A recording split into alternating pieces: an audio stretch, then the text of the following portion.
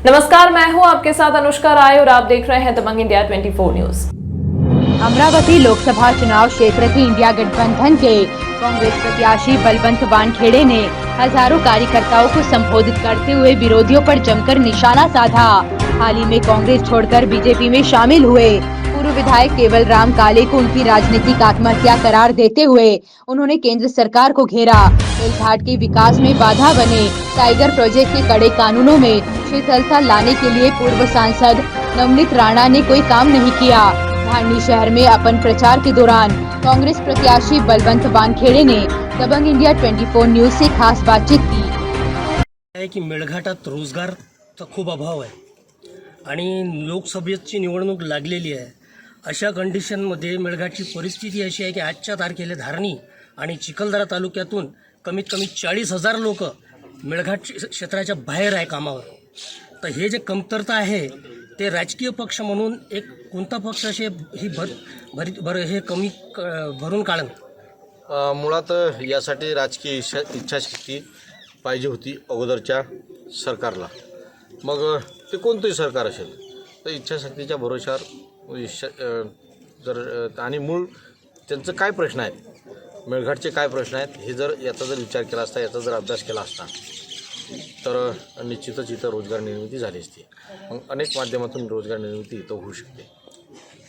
अक्सर देखा जाता है कि इलेक्शन में हर राजकीय पार्टी अपना मैनिफेस्टो जारी करती है और निश्चित ये बात की मैनिफेस्टो के अंदर उस क्षेत्र के विकास की बातें होती है।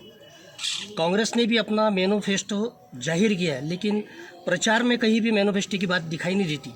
क्या कारण? नहीं, वो मैनिफेस्टो जो रहता है, ये जो चुनाव है, ये चुनाव वैसा देखा जाए तो देश पातळीवर यानी देश लेवल पर उनका मैनिफेस्टो रहता है और ये चुनाव वही मुद्दे पर रहता है।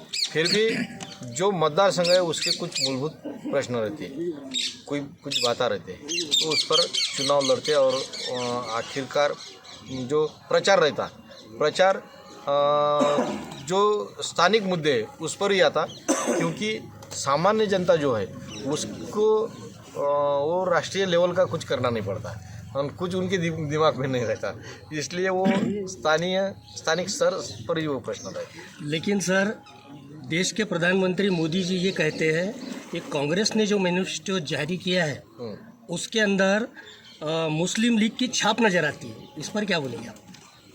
मुस्लिम लीग में कैसा उनको मैनिफेस्टो में मुस्लिम लीग दिखा, ये तो उनका ही मालूम, क्योंकि उनके जैसा विश्वगुरु कोई नहीं। तो कोई मैनिफेस्टो में कोई जात दिखती क्या है, कोई धर्म दिखता क्या है? तुम बोलो ना। अगर कोई मैनिफेस्टो में अगर जात दिखी तो फिर वो तो एक ही जात की सरकार आएंगी ना, एक ही जात पर काम करते होंगे ना लोग। ऐसा नहीं रहता, उनका दिल दिमाग उसमें है, इसलिए वो वैसा चाहते। सर, एक स्थानिक मुद्दा ये है कि एक दौर था जब मेलघाट को कांग्रेस का गढ़ माना जाता था। बड़े बड़े दिग्गज नेता कांग्रेस में थे और नीचे से लेकर ऊपर तक जो चुनाव होते थे, हर चुनाव में कांग्रेस विजय होते रहती थी। लेकिन ऐसी क्या बात है कि पिछले दिनों कांग्रेस के अंदर आपसी मतभेद देखने को मिले और जनाधार खिसकते गए? अभी भी मेळघाट कांग्रेस का बाले किल्ला है। प्रश्न ये है कि अभी तक जो भी चुनाव आए उसमें अलायंस हो गए, अलायंस के माध्यम से कोई किसी पक्ष को, कभी किसी पक्ष को ये मतदार संघ जो है वो गया। जैसा राष्ट्रवादी को लोकसभा मतदार संघ जाते रहे और कोई पक्ष को जाता, तुम्हारा विधानसभा मतदार संघ ये भी राष्ट्रवादी को मिलता। तो इस यहाँ पर पंजा नहीं तो तुमको ऐसा लगता कि लेकिन सर, बाले किला नहीं। अब वो जो पहली बार चुनाव हो गया, अभी जो पहली अपने खासदार चुन के आए थे वो काय के भरोसे पर कांग्रेस राष्ट्रवादी की थी ना उम्मीदवार, फिर वो चुन के आ सके, बाकी की चुन के आ सके तो क्यों नहीं? सर, लेकिन हमारे पूर्व विधायक केवल राम जी काले कांग्रेस के टिकट पर चुनकर आए 5 साल एमएलए रहे यहाँ, ऐसे दिग्गज नेता छोड़कर बीजेपी में भी शामिल हो रहे हैं। उसके अलावा नाना साहब बीसे जैसे जिनको राजनीति का नाना साहब विषय अभी भी अपने पास ही है।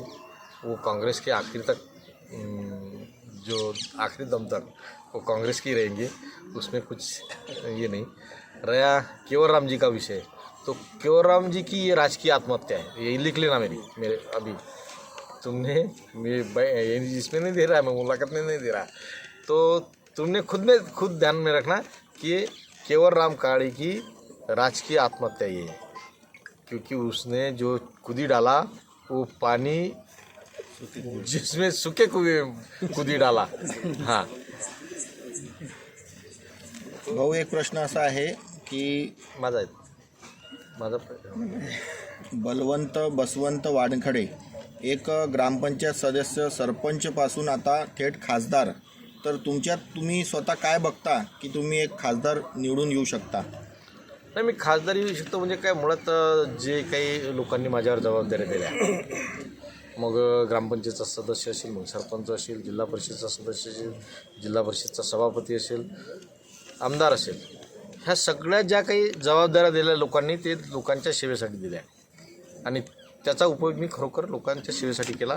म्हणून आज बसवंत वानखडे कोणाला वाटते किंवा मी उमेदवार आणि मी म्हणजे स्वतः उमेदवार वाटते लोकांना, तो यासाठीच की अजूनही आपल्या डोक्यात आमदारकी गेली नाही, खासदारकी जाणार नाही. सर, आप अपना प्रतिद्वंदी किसे मानते हैं, नवनीत राणा को या दिनेश बुक को? मेरा प्रतिद्वंदी कोई नहीं. मेरी जो चुनाव है, मेरी जो ये है विजय है, वो एक तरफा विजय है, कोई मेरे से कोई नहीं टकराएगा. नहीं, लेकिन उधर रवि राणा तो कहते हैं कि बच्चू कडू के विषय में कि वो एक शब्द बोला था उन्होंने, उन राजकीय जो अपने ज़िले में जो राजकारण चल रहा है वो इतना गंदा चल रहा है, नीचे स्तर पर जा रहा है कि घर में आके मारूंगा, एक जने को बोल रहा, दूसरा कोई कुछ बोल रहा, तोड़ीबाज, जो कि यानी वो नहीं आने को ना बात, सभ्यता होना, राजकारण में सभ्यता होना, वो सभ्यता नहीं रख रहे. मैं एक बच्चू कडूंबद्दल की बच्चू कडू हे काँग्रेसची बी टीम आहे, तर तुम्ही याच्यावर काय म्हणसाल? कोणाची बी टीम आहे हे तर काही माझा अभ्यास नाही, पण राजकारणासाठी ज्या काही शब्दाचा प्रयोग करायचा असते त्या पलीकडे जाऊन राणा हे नेहमीच उद्गार काढतात, नेहमीच भाष्य करतात.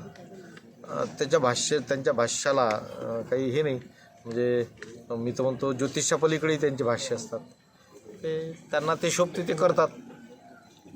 ऐन निवडणुकीच्या तोंडावर धारणी पंचायत समितीमधील एक मोठी ग्रामपंचायत आहे बैरागड, तेथील सरपंच आणि कार्यकर्ते जे काँग्रेसचे जुने, त्यांचे वडीलसुद्धा काँग्रेसमध्ये होते, ते काँग्रेस सोडून त्यांनी BJP जॉईन केली आहे.